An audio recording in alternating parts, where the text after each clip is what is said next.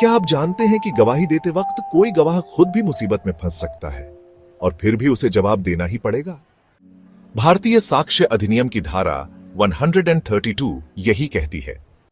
धारा 132 के अनुसार कोई भी गवाह यह कहकर सवाल का जवाब देने से इनकार नहीं कर सकता कि उसका उत्तर उसे किसी अपराध में फंसा सकता है। लेकिन एक सुरक्षा भी है।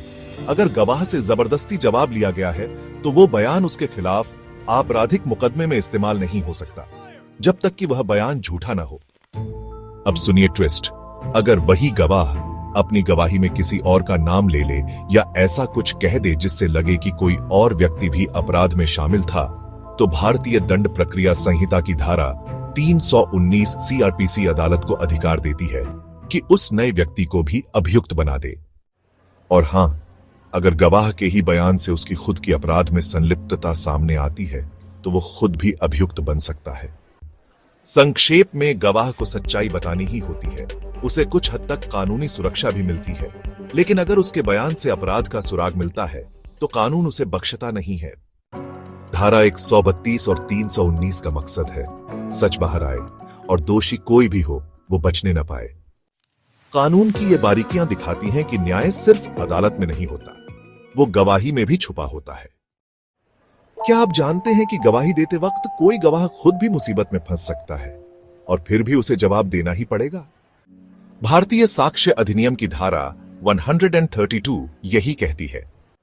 धारा 132 के अनुसार कोई भी गवाह यह कहकर सवाल का जवाब देने से इनकार नहीं कर सकता कि उसका उत्तर उसे किसी अपराध में फंसा सकता है। लेकिन एक सुरक्षा भी है।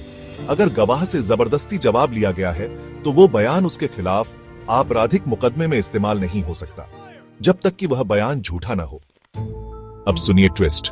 अगर वही गवाह अपनी गवाही में किसी और का नाम ले ले या ऐसा कुछ कह दे जिससे लगे कि कोई और व्यक्ति भी अपराध में शामिल था, तो भारतीय दंड प्रक्रिया संहिता की धारा 319 सीआरपीसी अदालत को अधिकार देती है कि उस नए व्यक्ति को भी अभियुक्त बना दे। और हां, अगर गवाह के ही बयान से उसकी खुद की अपराध में संलिप्तता सामने आती है तो वो खुद भी अभियुक्त बन सकता है। संक्षेप में गवाह को सच्चाई बतानी ही होती है। उसे कुछ हद तक कानूनी सुरक्षा भी मिलती है, लेकिन अगर उसके बयान से अपराध का सुराग मिलता है तो कानून उसे बख्शता नहीं है। धारा 132 और 319 का मकसद है सच बाहर आए और दोषी कोई भी हो वो बचने न पाए।